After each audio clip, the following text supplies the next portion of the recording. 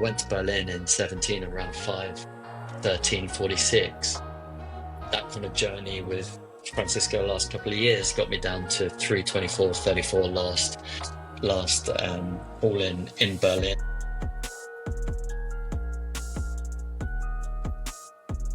Welcome to the People Run podcast. This is your host Fitz here. I have the pleasure of having a good friend of mine on today, talking about everyday runners. You know, this is why I had him come on. This is my good friend here, Ollie, based out of New York. Ollie, thanks for joining, man. This is the People Run podcast. Thanks for hopping on, man. How you doing? All good, Fitz. Good to see you. Happy to be here. And yeah, looking forward to talking all things running with you today. Yeah, of course, man. We kind of joked about this before, man. I can always talk running. We can always talk running even for free or non-podcast. So thanks for hopping on, man. So as you know, I started this podcast and it's all about talking like everyday runners, people who are getting it done, you know, with regular day job, or even not just, you know, getting run. Obviously, we have elites, but we have regular runners too getting it done. And that's kind of why I had you hop on. Ollie's done all 6 majors. I tried to join him for one, but work in progress. But for the pod, you know, can you share a little bit first to start off with, you know, share about yourself. What do you do for a living? And, tell us how you got into running. Yeah, well, I'm Ollie. I live in Brooklyn. I've been in the States for about 6 years now, from London originally, and I came to running a bit later in life. And so I'm 36 now, turning 37 in the summer, and yeah, it's been a journey, and I've only really properly got into running, I'd say, kind of post-COVID, and I've been really kind of thinking about it differently and switching it on last few years. I'd say 2022, 23, 24, when I started kind of picking up a few more of the majors, and I'd kind of fallen in and out of loving of running past kind of 13, 14 years or so, and I feel very lucky that I've picked up the 6 world majors as it was at the time. There are obviously 7 now and soon to be 9, but I also it kind of happened by accident. I mean, I'm from London and did the London Marathon in 2012. Yeah. For a charity that I'd been doing some work with. I've always had asthma. I was born with asthma, and I think for a long time I thought that was going to hold me back in my running. Actually, it was kind of what first got me into long distance running. I was doing some volunteering with Asthma UK, the charity, and back home, and ended up going out to do the New York Marathon with them 2011. 2011, I was in my early 20s, and I thought I was invincible. My main sport growing up was really football, or soccer as we call it in the States. And for my first 2 marathons, New York 2011, London 2012, which was a special one because it was Olympic year, a big year to do the marathon. I didn't really take it seriously enough, and I didn't really respect the distance. And I thought, I'm young and I'm fit and I'm playing football 2 or 3 times a week, and I'm doing workout classes, and I can do a couple of runs and I'll be fine. And such in 2011, when I came out to New York, I'd actually never run, it's a bit embarrassing, never run more than 13 miles. And then I got off the plane, and then, a couple of days later I did 26, and it obviously was, had an amazing first half and had a very tough second half. And, I really learned my lesson. And I think for a long time I thought, I can kind of hack or cheat the distance. And then I took a couple of years out, and then I came back in 16 after a friend of mine passed away and was raising money for a charity in his honor. Did London Marathon again in 16, and the year after that moved to Germany. I was actually working for Adidas, and so I got the opportunity to run the Berlin Marathon that they sponsor in 17. And so Nice.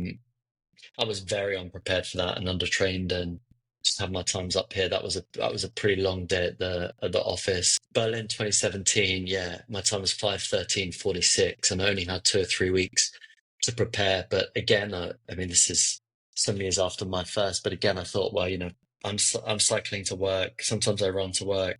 I'm playing football. I was doing a lot of yoga at the time. I thought, oh yeah, I could translate that to the marathon, and you obviously can't. I mean, running long distances is a learnable skill, and there's a way to properly approach it. And I didn't really learn that or know anything about running until COVID, and I've been going to a physical therapy studio in Manhattan called Motive NY, Motive New York, and the founder there during COVID, David Jew, he took me out and basically taught me how to run because I had no Yeah. idea how to run before that. Put me on a treadmill, showed me the basics, taught me through some of the ideas around cadence and breathing and form, things that I didn't even know were possible.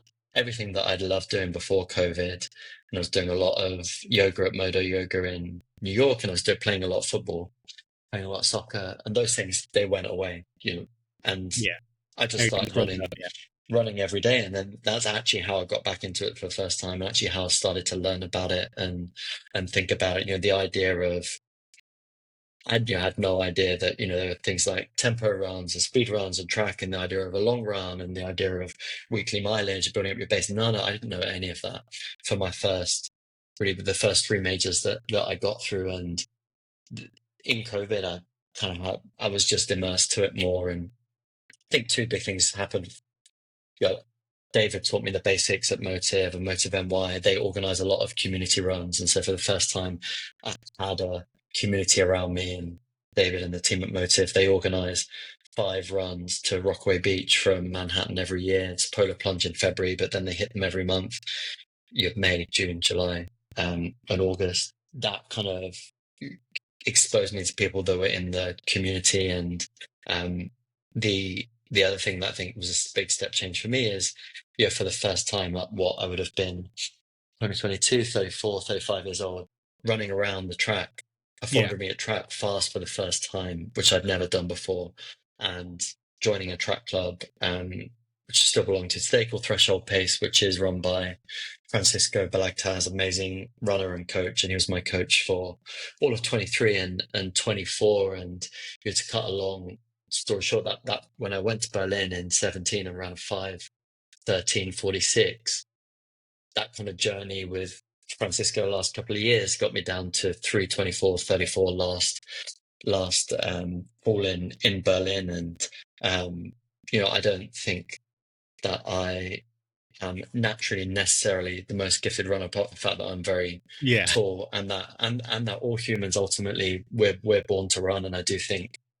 I think everybody has one marathon in them outside of like injuries and things that would prevent you from doing that.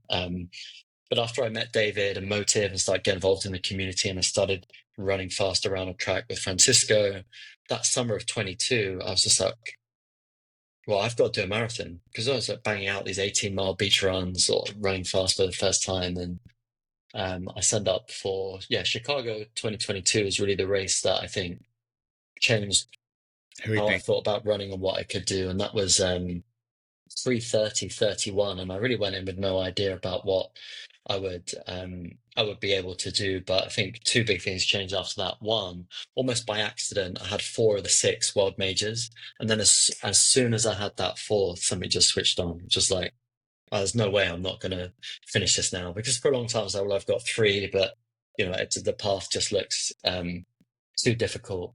And then the other thing is I ran on the shoulder of a friend of mine, Justin Miller, who you should get on here. Amazing, amazing guy, amazing runner.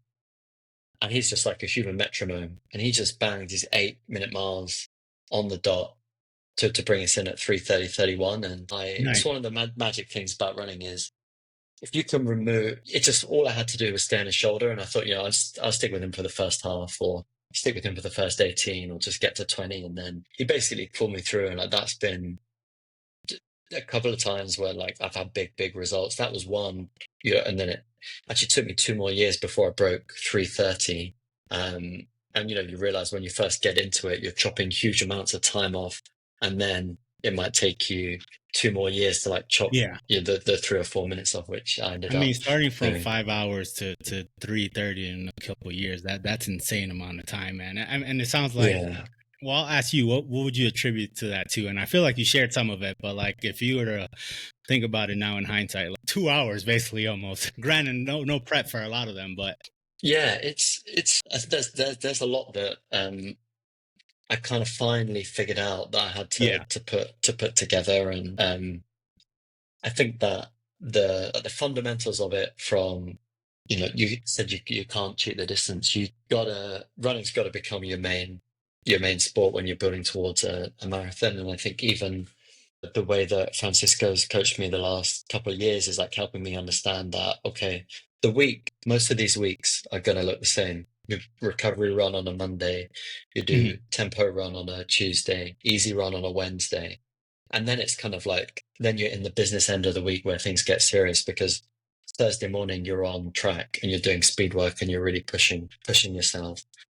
Friday, for a long time, I was doing my strength and conditioning work, working with a personal trainer here in New York Yeah. called Anwar Carroll, who runs a program called Train with Anwar. And that has been a big unlock for me, because not only did I get to 35 years old and never run around a track, I also really never lifted any weights.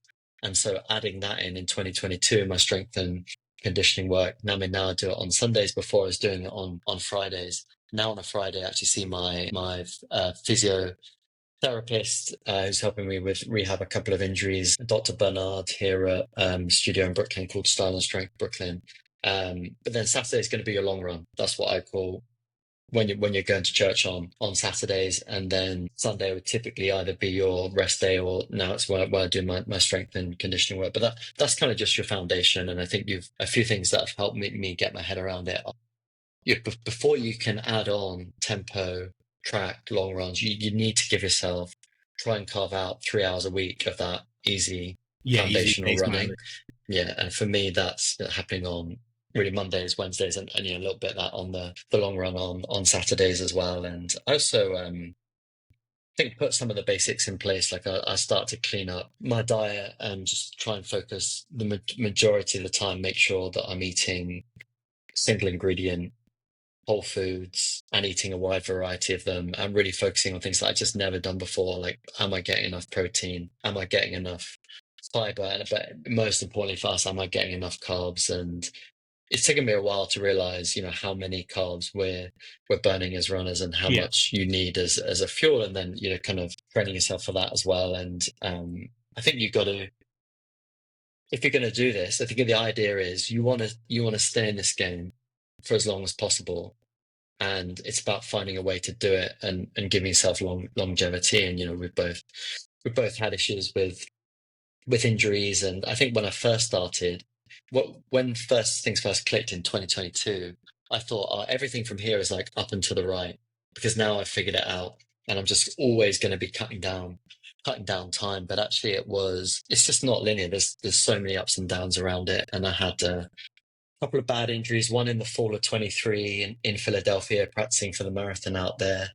That was fractured ankle. And then I had a bad fall last summer on my knee that I ended up finding out, because of that fall, I had a lot of wear and tear in my knee, and like just rehabbing some of these injuries that are a combination of, uh, freak accidents, both of those, but a little bit of overuse that's been happening as well. And just having a bit more, give myself a bit more grace around like how far I can push myself, because Yeah. you want to be in this for the long term. And you can't always be pushing. I mean, that's difficult, because once you fall into it, you kind of fall into that rhythm. And I've kind of been in that 22, 23, 24. I was doing a marathon in the spring and the fall, and I think I was probably pushing myself a little bit too much. What kind of things have you learned? I'm curious because I'm kind of going through some of it myself with motive and why, like on cadence and running proper form. I think that's a highly underrated thing with like newer runners or just your amateur runner, where like we just go out and run, and yeah, maybe you can bang out fast miles, but like Yeah.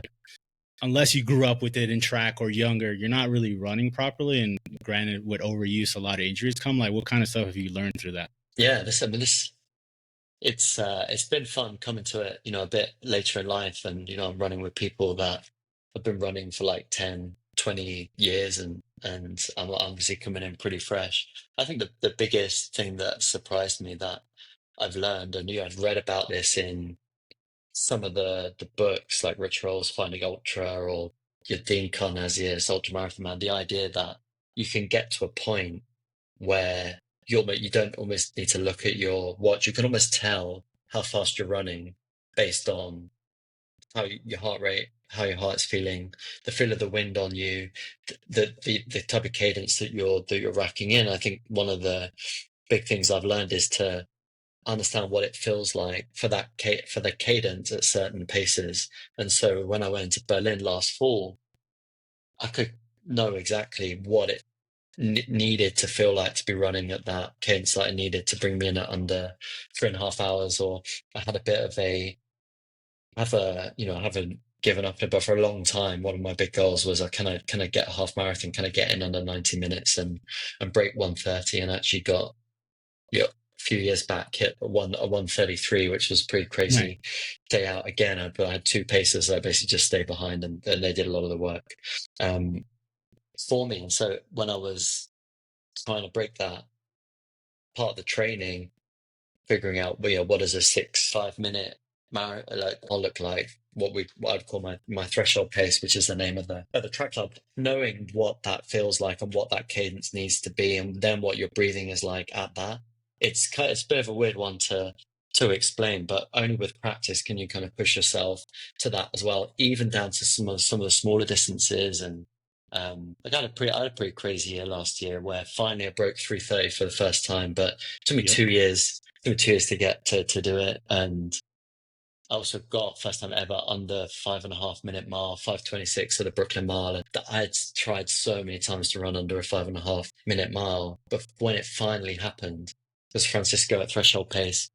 Basically every spring, summer, there's like a monthly time trial. And like Yeah. last year, it was all miles. So I was trying in May, June, July, trying to get there and missed out a couple of times. But by the time it came to the Brooklyn Mile, I kind of knew exactly what it would feel like to be running at that pace Yeah. and to You got just comfortable have with that it. kind of Yeah. confidence in it. Yeah. And I'm not the most scientific person in terms of what all that is, but a lot of it is through practice. This idea that through repetition, the magic is basically forced to rise out, and you become more comfortable at it. And it's all about getting yourself out of your comfort zone. And Steve Magnus wrote an amazing book about this called "Do Hard Things," which is highly recommend. And the idea that you've got to be pushing yourself to a level that you might not be able to get to, and that's part of the reason why I think we love running. And I think a big part of the psychology of it is this idea of unpredictable rewards. The marathon is this crazy distance. The marathon owes you nothing. If you think about it, the sport, it really comes down to like 1 or 2 days a year. 2 days if you're going to do spring and fall, one day if you're just going to pick one. There's so much that needs to come together for that one day Yeah. to be right. And there's so much that goes into it, and it can kind of, it's a big part of your life, and it can take over your life. And I think it's important to kind of have perspective. But yeah, at our kind of amateur level, you want to find that balance of, you still got to love it and you still got to enjoy it. For me, this whole breaking 3:30 thing, it was becoming a little bit of a curse over me, because it came, Justin and we missed it by 32 seconds in Chicago. Then the following spring in Boston, I didn't have a great race, and I was on my own, and the weather was not good. And um, I started 40,000 people back. I mean, for Boston, I didn't qualify, but luckily, having spent 6 years at Adidas, I was able to get a spot in the race. But I didn't start until like 11:15. I was like right at the back, and the weather was tough, and I was on my own. And I just think, well, I was just not ready to run a race at a high level on my own. And I'm, yeah, 3:39, Tough course 3:39, too. 26. Oh yeah, and it just completely, it really, and I'd done a lot of hill work here in Prospect Park, but it really took it out of me, and I think I just wasn't prepared for it.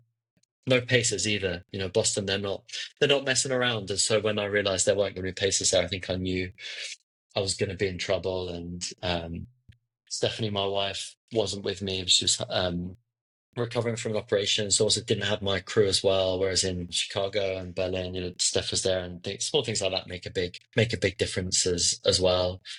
I'm not going to run Boston again until I qualify, and I think I definitely felt like a bit of felt like I didn't really belong there, but it's an unbelievable I experience to mean, you be had a around great at that race, at that man. Three level. days Yeah, in Boston, you got Heartbreak it's Hill and very all nice. that. I mean, that's funny enough, right Yeah. around the time we met too. But like, that's an amazing time. I remember when we first met, and this guy's like, "Yeah, I ran 3:30 something at Boston." I'm like, "What?" Oh yeah. So we must have met that summer. So Yeah, it was right we around met that at Club time. I Seattle remember. Runners Division. Yeah, because Yeah, I was in Seattle for 2 weeks, so it would have been summer of 23.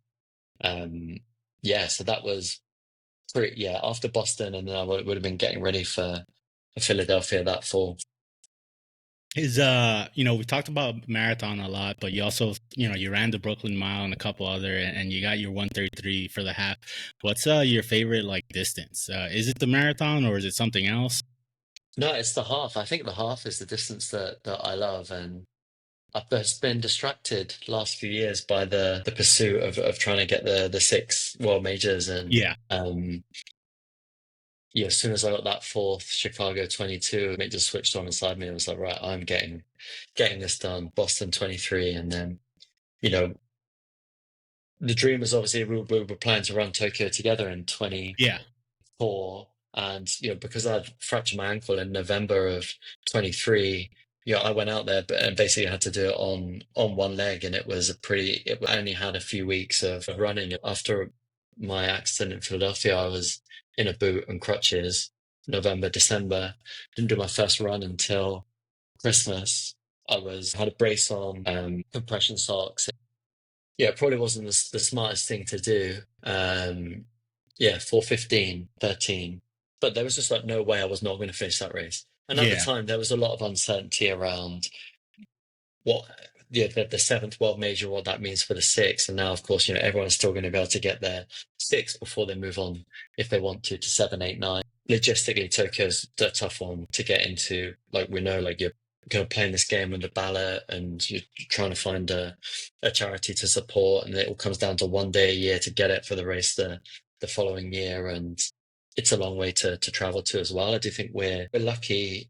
If you live in North America or Western Europe, you're pretty lucky because you can pick up five of the six without doing any real yeah. travel. Any real travel or And crazy expense? Yeah, yeah, that's obviously going to change in the future with Sydney, and then what looks like Cape Town and Shanghai. And I think when you get to do your sixth, they make you feel amazing. When you go into that sixth race, you've got a custom bib, front and back. There are all these special events for you. You got a separate finish area. Obviously, you got this amazing medal, and it is special achievement. For me, it took me 13 years to do it, from New York in 2011 to Tokyo in 24. But you also realize that you've got to be doing it for yourself, and you've got to love it. I'm not saying it's not special. It's one of the things I'm most proud of. But now there's kind of like 3,000 people getting their six-star at every race. And Tokyo, the 3,000 of us nearly getting the six stars, nearly one in every 10 runners. And I'm sure that's why the world major team are adding the other thing is, I pushed so hard to break 3:30, and I finally got it last fall in Berlin. Yeah, it's really just for you. yeah, Like no one else cares. And even in like, I've had to look up my times because you kind of have an idea, but you forget the exact splits. And like, you've got to be doing it for yourself. Otherwise, you just got to realize no one, like literally, who cares?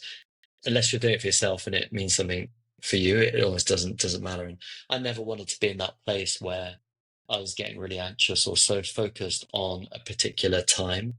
And mhm, it's kind of like now I'm dealing with my kind of knee injury, but it's like, okay, so you get in under 3:25 and you start thinking, okay, well, what does um breaking 3:20 look like? I mean, tomorrow I'm meant to be running the marathon that I signed up for, Fort Collins, that yeah, we'd spoken through this tomorrow, and I'm not in Colorado for the Colorado Marathon tomorrow. But I'm at a point now where it's a difficult time. It's taken me. I'm doing 3 hours of kind of rehab, PT, and strength and conditioning a week just to get my knee in a place where I can run 4 times a week. And going out today and running 10 miles. It's only the third time this year I've even really been able to spot to do double figures or something more like that. So I'm kind of having to take a step back, and kind of what I was saying earlier. The idea is we want to be doing this for the next 10, 20 Exactly. years, and I Yeah. want to be in a spot where I'm pushing an injury myself, where I'm going to be causing longer term damage. And so this year has been very different. Like no racing. I'm actually running just for the love of it, and that has been pretty freeing as well. And just not having to make sure I'm hitting my splits or whatever has been pretty freeing as well. So this has been more of a year to kind of reset and figure out what I want to do next in terms of goals that I'm Yeah, and chasing. those are important, man. Like you said, I think about that all the time too. Yeah, I want to run majors and run races, and there's other races, not majors. Like the world's an amazing place. We get to run and travel countries and stuff to run, but like I also want to do this when I'm 50, 60. Some people don't, but so you kind of got to be smart and Yeah, listen to your body. And obviously, you're sharing it now, and it sounds like you love running and stuff. So I'll just ask you, like, what keeps you going with running? What's this like love for running? Yeah, you have over a decade majors. You're still running. You want to do it in the future and longer. Like, what made you love running so much? yeah. Well, it's I there's a lot of benefits that are like not necessarily the obvious ones. Forget PRs and kind of records that you're kind of chasing down. But I think foundationally, when you realize that this is how humans evolved, this is what we were meant to do, we were built and born to run and there's obviously Born to Run was that first book that kind of brought that concept in. But I think when you realize this is what we were made for, and this is how we evolved it kind of makes sense that we should be doing it and not losing sight from it. I think there's this idea that it's just a great way to reduce stress and to kind of ground yourself. And the idea that you can literally run stress out when you're out on a run. I think that for me, one of the biggest unlocks is it's probably the only part of the day where I don't have my phone with me. I have my Garmin, but I don't listen to music. So it's that kind of 1 hour where I'm completely not Yeah, connected to technology. And it's everybody's different, but I think for me, if I have that up to an hour of running in the morning, before I head to work, I'm like a completely different person if I've had that run and that's how I've started my same. day versus if I haven't. And I think that's a big part of it for me. And now I'm thinking more, excuse me, I'm thinking more about challenges in the future that are a little bit off the beaten path or a little bit left field. And like my friend of mine, Brian Miller, it was his 50th birthday in January. He ran 50 miles for his 50th birthday, and Nice. um, from Prospect Park, and he finished upstate. And I did the first 20 with him in January, dropped him off in Yonkers, and that was just a very cool day. Like a group of us for someone for their birthday. He's doing an ultra marathon. I would have liked to have done more than 20, but I had to kind of think through the limits of my knee and where that was. And Justin Miller, I mentioned earlier, he's turning 39.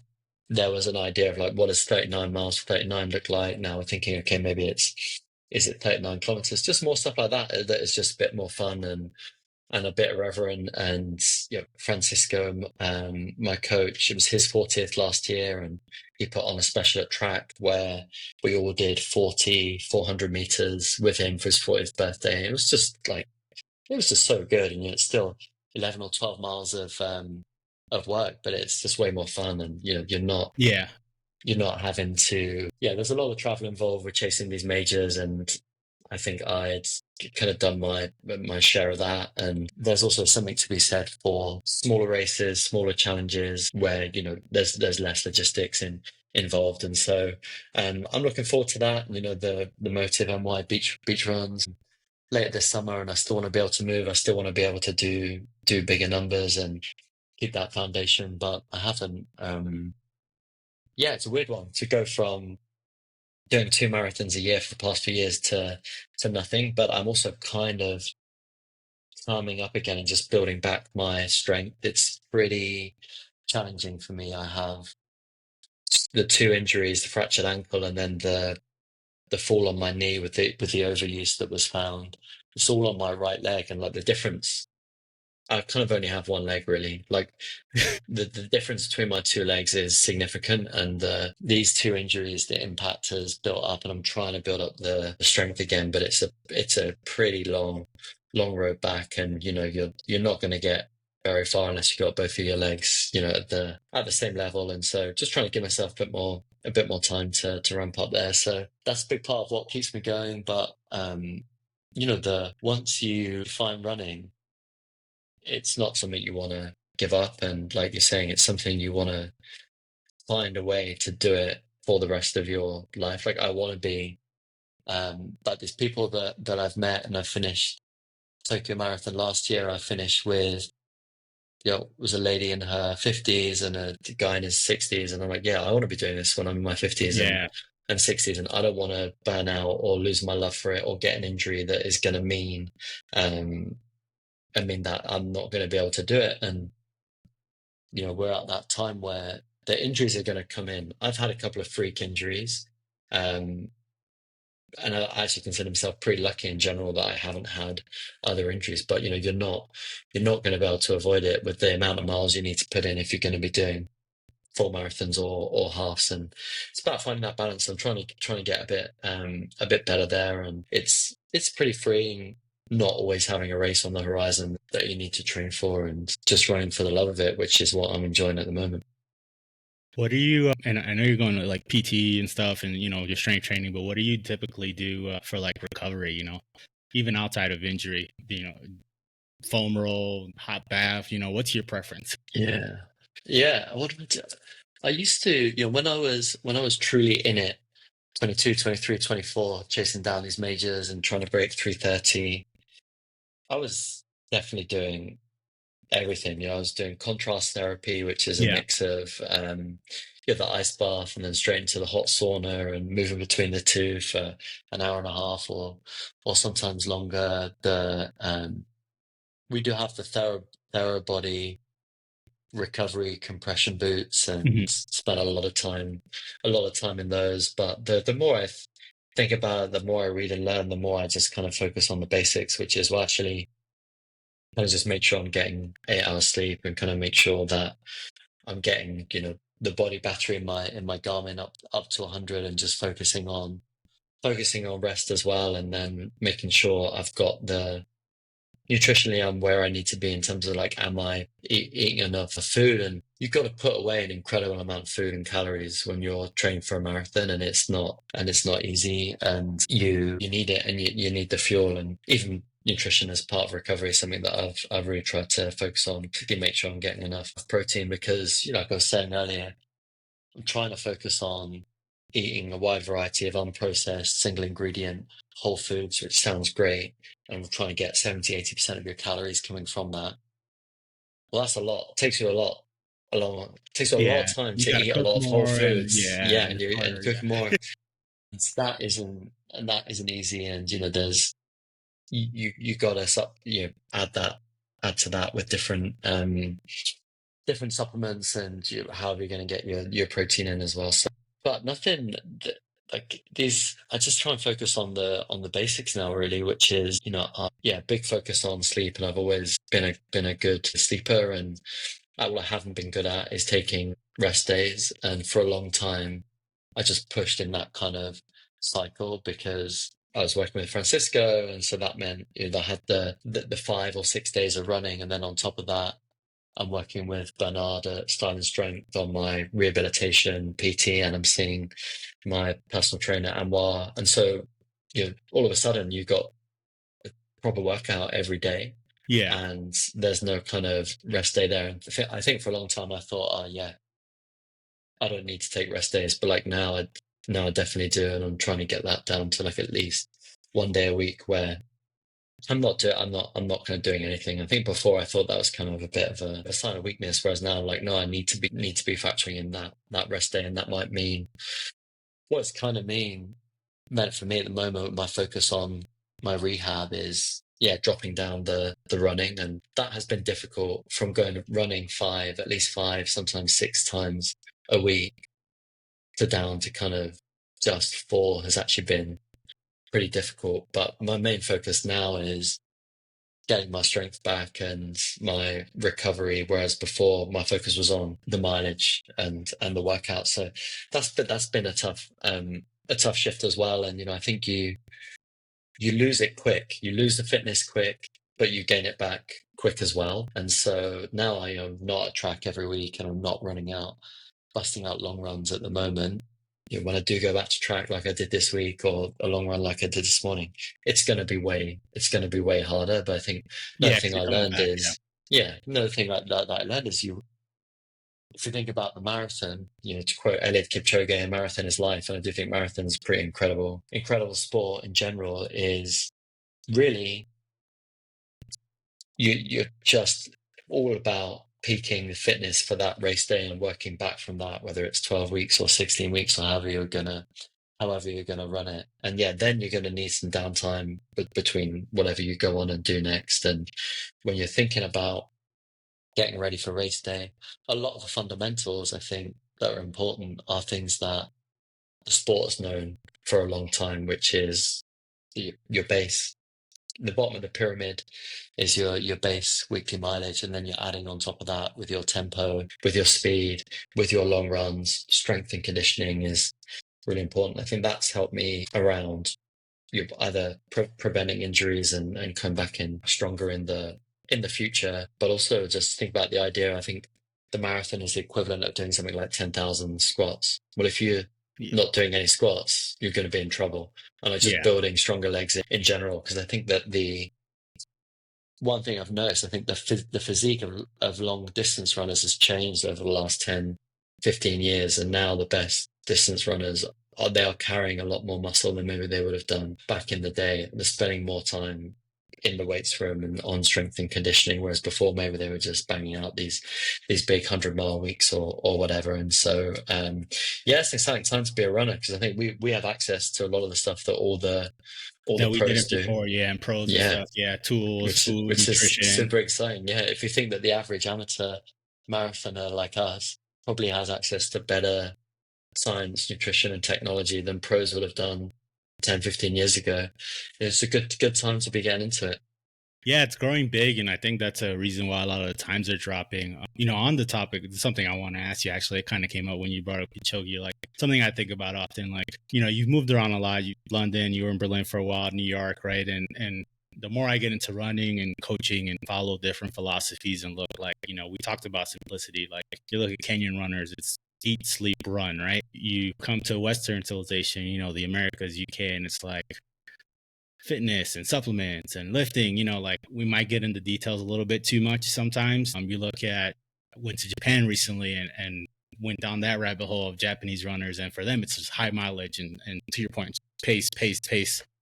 Like, what are some of like the differences, you've run over a decade that you've seen living abroad, London, Berlin, America, like key differences you've seen, whether nutrition, running styles, like some run really fast all the time. Norway's very threshold driven nowadays, which is all crazy because people are just pricking themselves for blood now. Yeah, right, great question. Yeah, I mean, yeah, I think you can, and I definitely was pretty leaned in for a while, and I did my blood lactate See, there you go. threshold testing at a studio in Manhattan, and yeah, I was having my fingers pricked for blood every 4 minutes to figure out, what my level is, and the idea that yeah, your kind of VO2 max is your engine size, and then your blood lactate threshold tells you kind of the gears that you have. And that was interesting for me. And yeah, that actually gave me a lot of confidence, because they kind of found in my blood that yeah, that I should be breaking 330.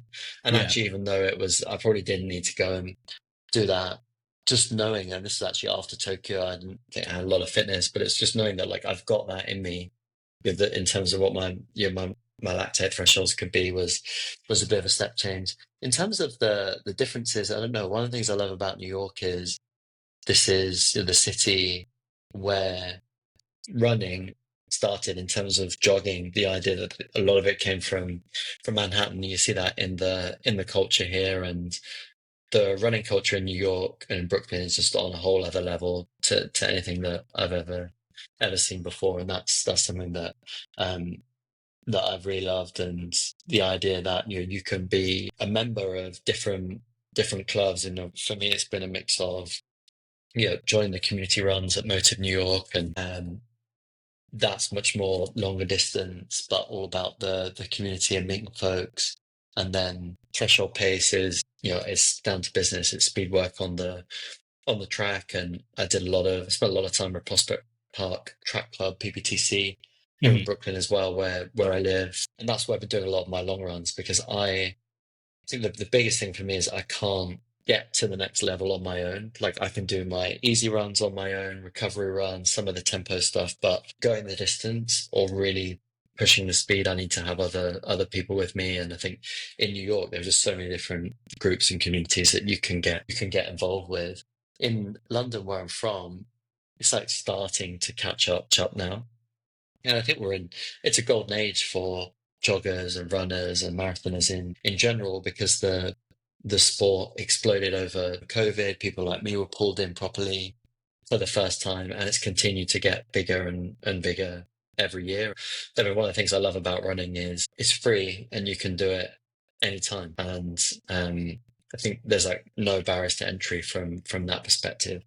In terms of what it's been like elsewhere, like I lived in Germany for a couple of years, and I wasn't really running as much as I should have been there. But I was working for Adidas, and it's really everybody there loves sport and loves their sport, and just being in that environment is pretty inspiring. And there's a huge focus on getting outside and doing your sport, which I really love. And there's like a track in the office, and those kind of That's cool. perks and benefits are things that you don't get in most places. I think the coolest thing I did with Adidas in 2019 was that I was lucky enough to I actually worked on some of the major marathons, and I got to go to I-10 in Kenya, Homa Champions, and was working with Mary Katani, who won four New York marathons, and Gladys Jorno, who won three Berlin marathons, in I-10, known as the Homa Champions, which is like a bucket list trip for a lot of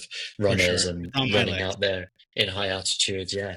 And I'm kind of kicking myself because I almost didn't take it. I kind of took it for granted, because in 2019 I was in my one of these periods where I just wasn't running much. It'd been a couple of years since I had that really tough day in Berlin, and it was pre-COVID, and I had an awesome time out there. But I wasn't a runner or running at that point, and I went out and ran a few times, but I didn't realize that I was in one of the most special places on earth, and spent time in Eldoret and saw where Kipchoge lives, and this, yeah, I would love to go back and do a proper kind of running.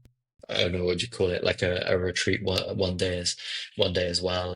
I don't know. I think it's changing, but the demand for people that want to run marathons is there's kind of no ceiling to it, and these races are getting bigger and bigger every year. And I Oh know yeah. that the records for the most finishes was broken twice last year, once when I was in Berlin, and then by New York a couple of months later. Looks like London just broke it again recently, and so it's coming a long way. And one of the things I love about running is most people can do it. It can mean different things to different folks. You can be a runner and you don't have to race. There's so many different ways in and different types of running. Like, I've never really gotten to the world of ultras and trail, but I can definitely see the appeal for that, and why people would go from road racing to that, because there's so many other challenges there as well. And so, yeah, who knows? Maybe I'll get stuck into that in the future. There's an ultra marathon in Prospect Park every year, which is like one of the most inspirational things to go and see. It's 50 miles. I think you're doing 15 loops, That's and insane. I didn't know about that one. yeah, yeah, yeah. So A lot of there was vert one too because of the hills. one year, yeah, yeah, because you got Zoo Hill, so there's a lot of vertical climb there. 2 years back, I was like, oh, I thought about signing up for it. This is in my 2022 when I thought I was invincible after Chicago. Yeah, you realize going from 26 to 50 that's a big jump. But who knows in the future? And we've spoken a lot about this, about how there's a lot of emphasis on the world major marathons, but there's so many other marathons around Yeah. the States that are incredible. And just because they're not majors, it doesn't mean that they're not as cool experiences to go and run. And I'd hope to get to Colorado this year. It didn't quite happen, but maybe that will happen in the years ahead. And there's still a lot of marathons out there. Yeah, man, there's so many like Big Sur comes to mind. I was looking at it recently. Like it'd be cool to run around the coast, California and whatnot, I believe it Nice. is. Like there's so many cool races, and obviously with these races getting bigger and full in the majors, like for those of us that love running, that's what it's gonna probably have to be because it's getting harder and harder to get into the lottery and whatnot, and the times are coming down as far as like qualify. Boston's going down again now, which for me is going to be sub 3 now. Well, yeah, yeah, It's yeah. going down 5 minutes every year, so it's getting crazy. Yeah, it's gonna be 10 years for me before another 10 years before I can qualify for Boston, I think. But there are some things I want to do. Like I'd love to run the London Marathon with my brother. Yeah, He's never done the full that's cool. marathon. That would be our kind of home city. So we're trying to think through what that would look like. Love to get my best friend involved in that as well. You know, I spend a lot of time in Seattle. I love Seattle. I'd love to run the Seattle Marathon, Yeah, which I think is a late fall marathon. So there are definitely some parts that things that I've still got on my list. Yeah, I want to go back. I want to qualify for Boston and go back and do it properly. Yeah, who knows? I'm not kind of ruling out looking at the other majors. Actually, I was lucky enough to go out to China last year for work, and I had an incredible time nice. in spent time in Shanghai, in Nanjing, and in Shenzhen, and looks like there might be a world major in Shanghai, and Yeah, I love coming soon, yeah. I think running it's a around year or two Shanghai. out. So yeah, so that would be a cool experience. But I'm also just kind of not putting too much pressure on it. And there is an ultra marathon this summer. I think it's 20. It's just over a marathon. It's like 27 or 28 miles in New York that some of my friends are running from Prospect Park Track Club that I might get involved in. It starts at the very top of New York, and it's a night run, so it starts at midnight, and then as a group, you've got to get all the way down to the Rockaways. I think it's 27 or 28 miles, and it's all in fancy dress. I forget the name of it now, but there's things like that that I'm open to doing. But it's been kind of nice just to take a bit of a beat. I will say, you know, when you see your friends going out and smashing, like last week, big week, obviously, Boston, Yeah, Boston, London, London, back to back. Tokyo Yeah, before that, it's kind of it's hard not to miss it. And, you know, there's that one of the best feelings is when you see someone every week, either at track or the long run or whatever, and you see them there for 12 or 16 weeks, and then you see them go and do something incredible over 26 miles, it's like, it's a great feeling, and you know exactly what they've put into it and what they've sacrificed to make it happen. And yeah, you know, this is the thing with with the marathon distance. There are always ways back. It's not like you've got to keep your fitness tip top the whole time. The idea is that, you know, you come back in, and that's obviously what the training's for, to help you get there. So trying to figure out what's going to be next for me, and balance that with some of my limitations at the moment. I was in a lot of the last 5 miles in Berlin in the fall. I was in a lot of pain, and I was like, "Ah, this isn't probably the best spot I wanted to be in." But you know, at that point, there's no way that I was going to stop. Kind of 21 miles in, and that was, yeah, special one, because at that point I knew, okay, breaking 3:30 could be on here. Back in Germany where I used to live, in Berlin, my favorite city. Steph, my wife, was there, and yeah, there are always going to be injuries. I'd say most of the runners I'm closest to in New York, we're all dealing with some kind of injury that is either, you know, on its way in or on its way out, or kind of needs to be managed. And that's part of the name of the game. Marathon is a cruel sport. You know, you can oh have yeah, perfect 16-week builds, and then something can happen the week before, and that's your whole race done, and it owes you nothing. And I think when you kind of realize that and come to terms with it, so many different variables that can go wrong. So much can go right, so much can go wrong, and a lot of it is outside of your control, and that's part of why we love it as well. yeah, for sure, man. All of it leading up to that one day of a great effort, and sometimes it just doesn't pan out, but it's an awesome feeling, you know, when you cross that finish line, or even just in the moment you got the crowd cheering. That's what I loved about the New York Marathon. You feel like an Olympian on that, man. What do you what I want to ask is like, how do you balance it all, man? Like, you know, family, wife, work, running. You know, you're not running two of them this year. You know, so like, what are you doing on your off time now, or with more time and balance it all? Yeah, it's definitely, I think the way that I approached it in 22, 23 and 24. So And over that kind of 3 year period, I was doing kind of, well, yeah, I was basically in that rhythm of training for a marathon in the spring and in the fall. You don't really have a lot of downtime in between, and the way that Francisco has approached that kind of downtime in the summer was that that's really when we're doing a lot of these kind of challenges on the track, the 5K time trials and um the mile time trials and things like that.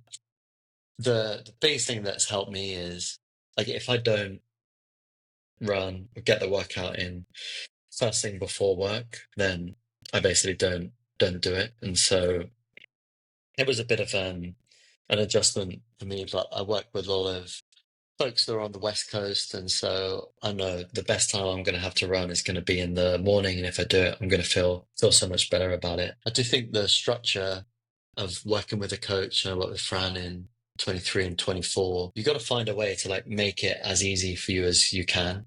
And if you can work with a coach that can put together a plan for you so that all you've got to do is kind of acknowledge it and execute it, you Yeah. don't have to worry about what the workouts need to be. That's a huge unlock. And then for the work that is really hard, which for me is like the speed work on the track and then the long runs on the Saturday, it's really hard to do it on your own. So that's why I always try and be with other people. And there are only a certain number of hours that we will have in the day, and so I'd rather get up early and get the run done and get a head start on the day, so that then I can spend the evening, with Steph, and we can cook and we can watch a show or whatever. In terms of like my downtime now, I mean, it's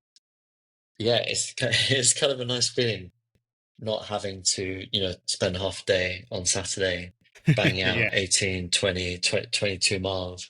Because it's not just, the time you put in, it's not just that run first things, all the prep that goes into it, being knackered afterwards. No, I'm not training for anything, but I'm still staying active and trying to work out every day. But I'm enjoying, being able to sleep in, been able to sleep in a little bit more and focus on some other kind of creative projects that I've got going on, which has kind of freed me up for that, and just spending more time in general, more time reading, more time writing, more time cooking. And Nice. Steph and I, we just moved apartments, and it's like obviously a big deal and a big lift as well. And so it's kind of worked out in that sense of things as well. And it's been a good, most of my holidays last few years have been, traveling to very recognizable places for runners, Tokyo, Berlin, Chicago. A lot of my holiday time was spent chasing down the majors, and Steph was with me for a lot of those. So um, that's also been really nice. Like my holidays this year, we're going on holiday to non world major marathon cities and destinations where I'm still going to be able to run and be active, but it's not all going to revolve around the Get to race. enjoy the trip. Yeah. Yeah, and Steph sacrificed a lot of her holidays going to these places last few years, and now it's nice to be able to kind of do things a little bit differently as well. It's a bit of a strange one because looking back the last few years, when you're in it, you kind of don't realize how much you're putting in, and I do think when you're in it, that workout or that run, it kind of needs to be the most important thing you get done that day. And you've got to be selfish about it, whether you're getting it done late or whether you're getting it done early. But now looking back at the training block I had for Chicago and then for Boston and then for Philadelphia, even though I got injured the week before, and then even this compressed training for Tokyo and then straight into Berlin, I kind of sometimes I'm like, wow, I have no idea how I did that. But you just do it. You just get it done. And it's a priority for you. And I do think like doing these hard things and pushing yourself outside of work, it's great character building outside of all the gains and the people that you meet and the personal accomplishments as well. And this is part of the idea of marathons. The idea that these are unpredictable rewards. The marathon owes you nothing, like we were saying. Even if you don't hit your goal, you can still take away so much Yeah, for from sure. it. Of course. But in general, there seems to be a thing, oh, if you don't hit your goal, you're like super down about it. And I don't think it's necessarily the It's right way to look at it. That's a weird one for me, but agreed, right? I think it's the more you do them, the more you start to appreciate like whatever happens, whether it's not your PR, whether it's a goal race. Like my first one, I was bummed, as you knew, about New York. And then Chicago, man, I cramped up mile 7, but I finished. which to me was insane that I like finished for the next what math is probably going to be horrible here, but at least 15 miles and just cramped bad. Yeah, It was just horrible. And then when I got to the finish, man, I felt like I ran 2 hours. I was like, I don't know how the hell I got to this, to your point, but yeah. yeah, man, it's like we've been sharing on this. It's all about longevity for those of us that want it, man. You got to learn to appreciate, and you know the downtimes are good, man. That's awesome that you guys are taking vacations and enjoying them. I've done that, as you've seen on Instagram recently, a lot lately. You know, because injuries and stuff. But my race is not to the fall, so you know it's awesome that you're taking that downtime, and you'll get back to it. I know for sure. Yeah, you could even like this week I was back on track for first time in a long time, and it's you know, my coach Francisco, it's his 200th track coming up soon. So he's run 200 sessions, which is That's amazing insane. because That's awesome. it's free 6 a.m., 7 a.m. sessions every Thursday, East River track, yeah, threshold pace club. So I didn't want to show up at 200 and not have any fitness. So I was like, I need to get back on these to be ready for the celebration. So that'll be a special one as well. And you know yeah, I know there'll be more races ahead and more challenges that will push me in different ways. But it's kind of nice just to reset. And also you got to know your own limits as well. Like, yeah, I kind of made that call pretty early that Colorado just wasn't going to happen. And it's, you know, after Berlin last fall, I felt incredible. After a couple of days, you know, I was probably recovered. And when I joined my friend Brian for his 50 for 50 in January, and I managed to get to 20, it just wiped me out for like, it was over a week. And I was like, well, this has been a big kind of reduction in my fitness and my strength. And so that's where I've really just been focused on that as well. Building, But it's yeah. tough because people, you know, a lot of people ask you about your races and what you're doing, and you know, the team of great people I have around me, they kind of, you know, want to see me pushing on. And I do think there's potential to, you know, to maybe could I break through 20 and in a full, it would be unbelievable to break 90 and a half. Or I'd love to do a sub 130 half. And I had a big focus on that last summer, but I had a bit of a freak accident fall. I picked up my knee injury a week before the Yeah. race, and then it was in the middle of a heat wave, and the race actually turned the race from 13 to 10 miles. And so although I did it, it wasn't even a half marathon. Yeah. And I just go this thing, I was just like, oh, this isn't going to be this isn't going to be the one. But there's this idea that I also borrowed from Steve Magnus around, you know, and you hear this a lot, most runners are doing their easy runs too hard and their hard runs too easy. But the Steve Magnus take on that is, you know, it's only once, very, very rarely, once in a while do you go and what he says, go and see God. It's like when you have one of these days where you're just going to put it all out there and see what you can do. And last year I had a couple of those days, like the 5:26 mile, like the idea that I could run a 5:26 mile growing up with asthma when I knew nothing about running, it's just like was just unthinkable. Likewise with getting in Berlin under 3:30 when the last time it took me over 5 hours, and done some pretty special stuff with Fran, my coach, and I did a sub 20-minute 5K with him just on his shoulder. And you're just amazed at like what you can do if you like apply yourself and you focus and you commit and you stack these wins very slowly.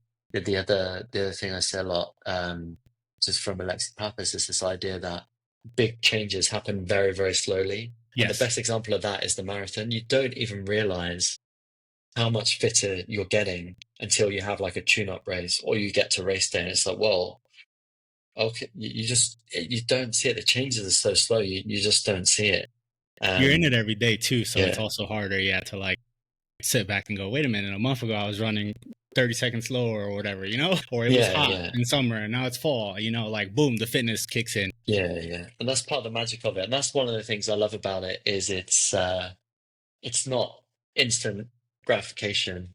You're building over time. It's a long-term commitment, and you know you can't cheat the distance like I tried to do when I was younger a couple of times because you know it sounds cool to say oh, I'm training for a marathon or I'm doing a marathon, but you know the to do it properly it takes a lot of commitment, and you need to have a good group of people around you as well because Of course, running yeah. on your own could be a lonely pursuit as well. I do run a lot on my own, but for the runs that are going to move the needle and make the difference, you got to have people around you. And we both live in cities, big running cities. You're always surrounded by people that have similar goals, and you've got to kind of make the most of that. But now you can live in kind of any city, and there'll be like running communities that you can get involved in. Oh yeah.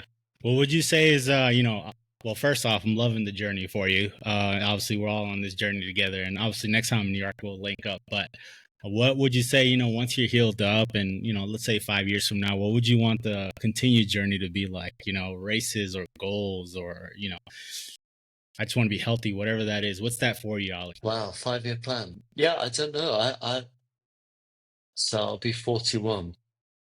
Well, I think I'm probably 10 years away from having any shot at BQ. I mean, I'm still going to be running in 5 years. Whether I'll be racing or not, I don't know. Whether I'll still be, road running versus be on the trail. I don't know. I do love the idea of at some point I want to get a dog that I can run Run with, with? like Yeah, a that's awesome. working dog. So maybe it's like, yeah, the breeds that of dogs that I really like are like big runners, Siberian Husky, Okay. Alaskan Malamute, Belgian Malinois, German Shepherd, those types of dogs. Man, we love the same dogs. Yeah, if that happened, I'd get it from there's an animal rescue shelter here, Sean Casey Animal Rescue. If we get a dog in the future, that it'll come from that shelter. So it would be kind of Nice. a mix, but that's in general.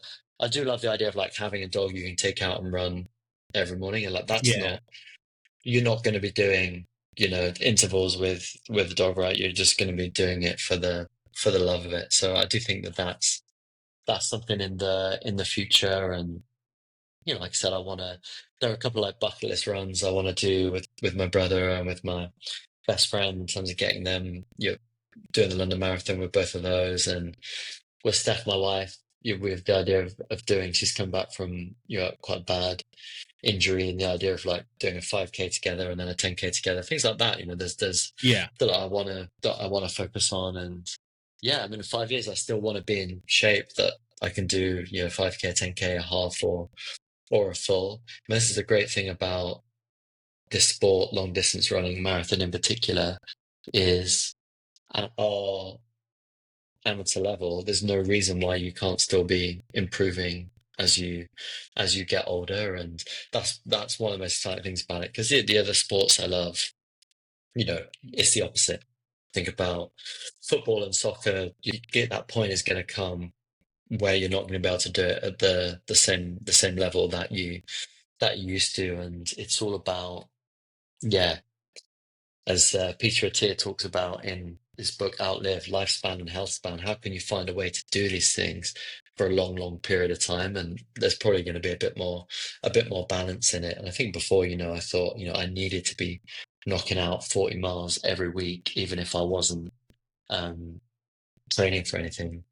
But now, if I'm only running, no, I've only got 4 days a week that I can really even run. And so now I'm like, okay, well, maybe it's 20 miles a week, or I'm trying to get back up to 30, and I'm definitely less focused on some of those like running for the sake of it goals. Or, like I had a big last year, I took on a big Strava goal that I probably shouldn't have, which was to run 1,750 miles last year, and I managed to hit that on New Year's Eve, but it nice. didn't really do me any favors because it meant, after I finished Berlin and I was still kind of 6 miles a day short of where I needed to be. And I was like very committed to doing it. I was banging out 6 miles every day. And that was like just not I should not have done that for the state that my knee was in. And actually meant that then I started this year and I was way further back than I needed to be. And I Gotcha. think things like that in the future, I'm going to be a bit more careful with. But running that's always going to be part of my life. I think the other kind of lesson that I've learned is, yeah, it can be a big part of your life, big part of your personality. But if something happens and tomorrow you can't run, you've got to have more in your life. Your whole thing can't be about running, because suddenly if Of one day course, you yeah. can't do You it can't do anymore, it. you're going to have a big hole. And there are obviously other sports that are kind of adjacent to it and other ways to do it and stay active, and Yeah, so five, I'll be 41. Yeah, great question. I haven't really thought about it. I probably need to start thinking about it. No, no worries, man. I think you share a lot of like what it would potentially look like in a lot of gems, man. I've been asking people tips, but I think you've dropped a lot of books and also gems to learn from this one. So on that note, man, I'll leave it at that and say, well, first, thank you for joining, man. I appreciate all the knowledge and nuggets you've shared, man. Obviously, we'll get some runs in eventually at some point and recover from these injuries. Mine's a post-tibial ankle thing. I'm about 90%, but I feel sore today because I ran yesterday, but I'm hoping to finally be back and get back to base mileage. Fort Collins Marathon's always going to be there too, so we'll link up for sure. But man, yeah, thank you for jumping on, and this has been awesome, man. Thanks for sharing. Obviously, we'll talk some more, and looking forward to the rest of the journey, man. Everyone, this is the People Run Podcast. Thank you for listening. If this resonated with you or you enjoyed it, share, subscribe, drop us some comments. If you want to jump on, I'll have some notes, emails, and stuff you can shout out, and we'll go ahead and set it up. People Run Podcast, where we talk about the runs behind the runs. Thank you, everyone, and until next time. Cheers. Thanks, Ollie.